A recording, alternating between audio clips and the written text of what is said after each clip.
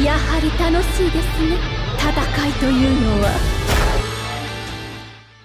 Alright, what is going on, guys? WeBull is back again, and if my cheeks are a little too red, they might...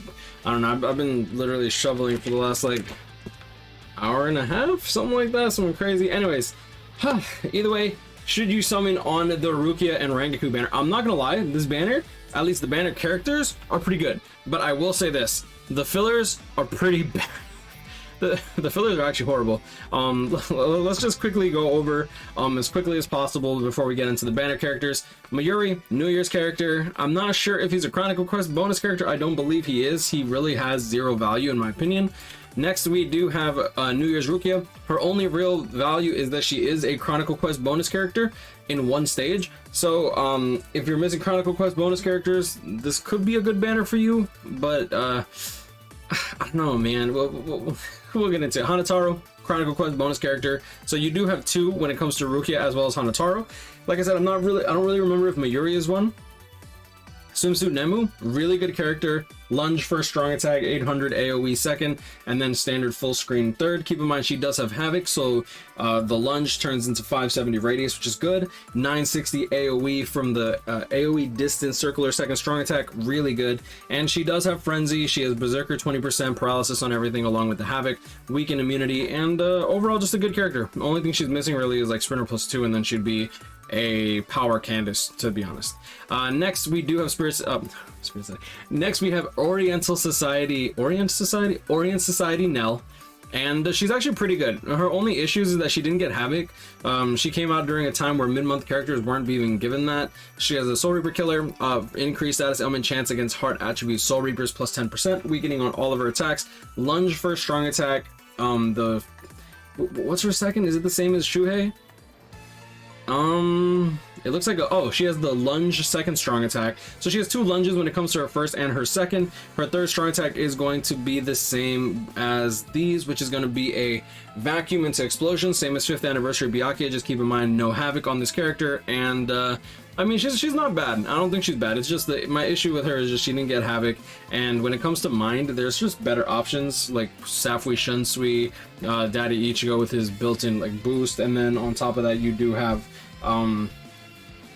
Burn the Witch Noelle, who just deals tons of buttloads of damage. If you have this character 5/5 though, if for Soul Reaper week, she can be really good. Just keep in mind that when the Super Links Out Potion Plus characters come out, a lot of these characters are going to get phased out in terms of like IT value.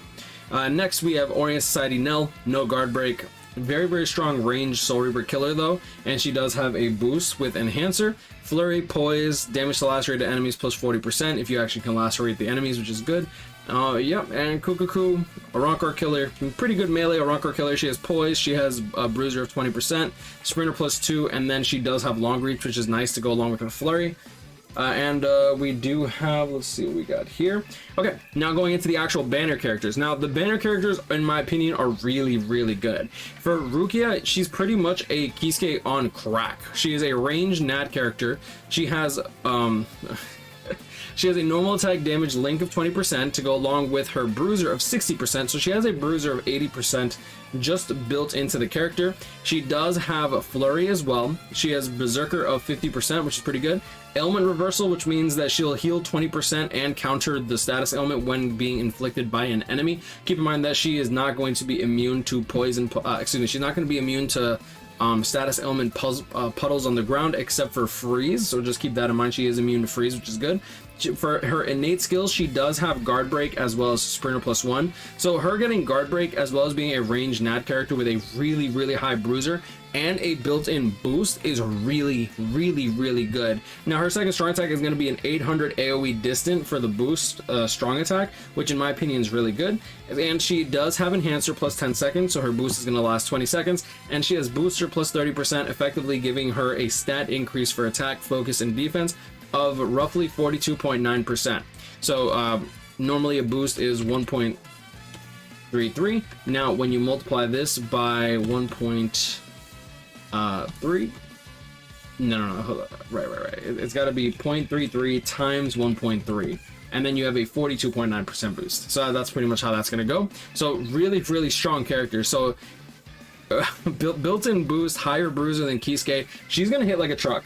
And keep in mind that she is a limited unit. This is a New Year's banner character, and it's pretty much going to be Valentine's Day. These characters are coming back in 3 months. Range damage plus 10% on top of the already high bruiser, the already high booster.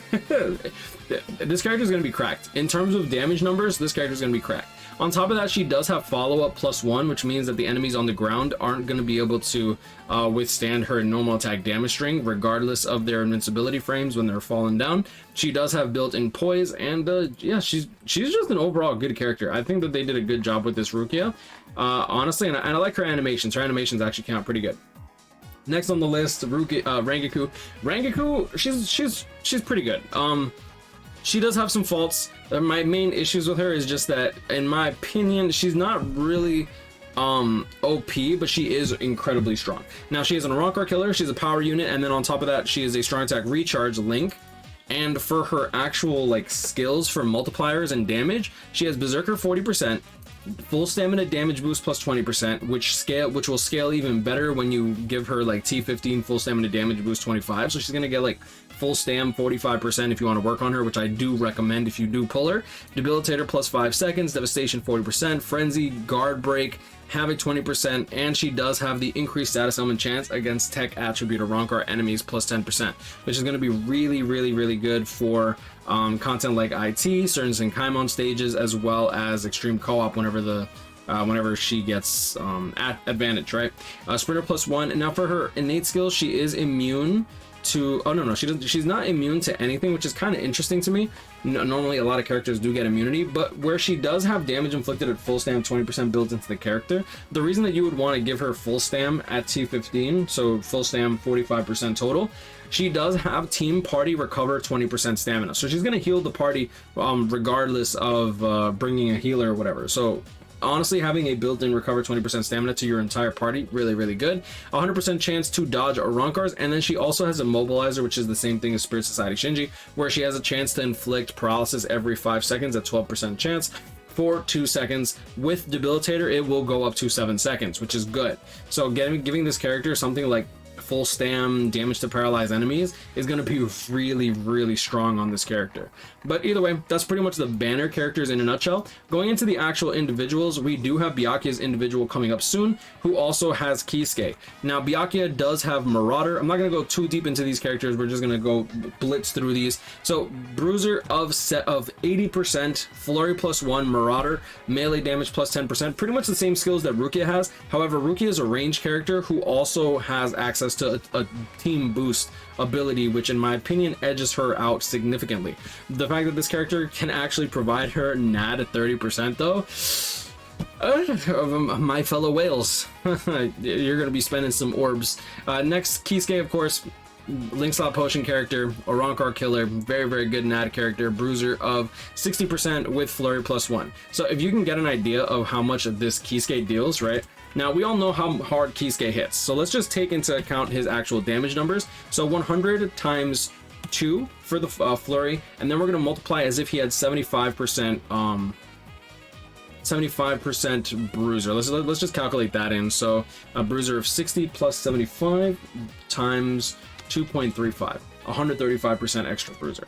Now 470, right? Now let's calculate in what this Rukia is going to do before her boost, because I'm not gonna lie, I'm not very good at calculating boosts, but it is a big damage increase. So 470 is going to be what Kisuke deals. This character is going to get her this times 2 times 1 point. She has 80% bruiser plus 75%. That's going to be 155, so 2.55. So we're already dealing more damage than Kisuke with just the bruiser and the flurry alone. And then we're going to multiply in the range damage plus 10%. We're not going to calculate in Guild Quest, because let's be real here. Guild Quest, you're probably going to use her over the Kisuke in Guild Quest, even without that 30% damage in Guild Quest. And this is before boost. The difference between her damage and his damage is literally 20%. She will deal 20% more damage than that Kisuke with or without full stamina damage boost, right? So 20% more damage, and this is not even counting the fact that this character has a boost built into it. Now obviously you're going to be using Kisuke to farm Inheritance Zone. This character can be useful pretty much anywhere you want to run an ad character, especially if you're trying to just blitz through epic raids and you don't have bonus characters. You can probably get those epic raids done really quickly. Rengaku's good, blah blah blah. Okay, and yeah, so pretty good individual banner over here if you want Byakuya or Kisuke. Very good characters, but in my opinion, if you're going to be summoning, I do recommend going for the Lunar characters. I feel like they're just really strong. Going into the individual for Rengaku, you do have Spirit Society Lisa, who is a Mind Link Slot Potion plus character, right? And then you do have Berserker 20%, Heart Attribute Soul Reaper damage to status ailment affected enemies plus 20%, which could be really good for content like epic raids. She is a Link Slot Potion plus character. She has Havoc 20%. She has a beam for strong attack, so 3000 length beam, which is really good. She has a Crawling Vortex second, strong attack, full screen third. Not a bad character in my opinion. My only issue with her really is just like, I feel like K-Lab is pushing the power creep incredibly quickly. And yeah. Next on the banner with Rengaku, you do have Machine Society Nemu. Technique, Attribute, Soul Reaper, strong attack damage plus 20%. Berserker 20%. Increased status ailment chance against speed attribute hollows with paralysis on everything. Incredibly strong attack kit. Beam for strong attack, 960 AoE second. AoE distant charge third strong attack, the same as 5th anniversary Ichigo, just without the 60% berserker and weakening. Very good. Havoc 20%, Sprinter +1, and I believe she's immune to freeze, which is really good for range hollow weak. Boom. Next, for Rukia's actual individual, obviously you have Rukia herself. Then following up, you have Link Slot Potion plus Retsu, which is really good. She has weakened defense built into her kit. As a main runner, she can be really good because she heals your squad, as well as causes weakening with weakened defense. So at T20, giving her full stamina weakened defense ×2 is really strong. Boom. And last but not least, Rengaku, a spot a week. That's pretty much all she's good for. And that's pretty much the breakdown for all these banners. So whether or not you should summon, honestly, I do like this. I do like the banner characters, don't necessarily like the banner. Personally, what I would recommend doing is waiting. If you're new to the game, pop 10 steps in this banner. Like, no joke, if you're new and you have a lot of orb sources, not if you're new and you farmed out all your orb sources.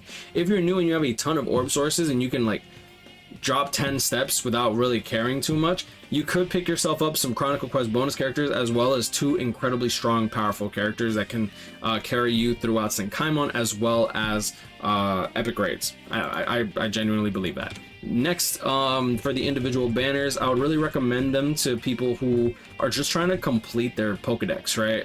So like you have Spirit Society Lisa, Machine Society Nemu, not bad to just toss in for IT week and stuff like that.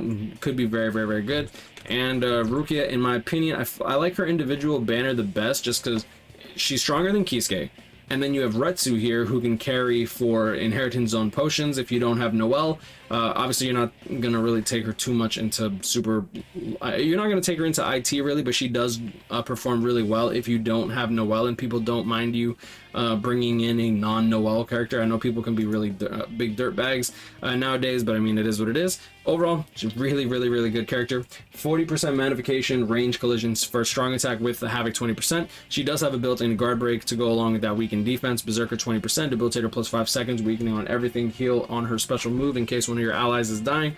Second strong attack is going to be the 3000 length beam, and then her third strong attack is going to be the 1170 third strong attack.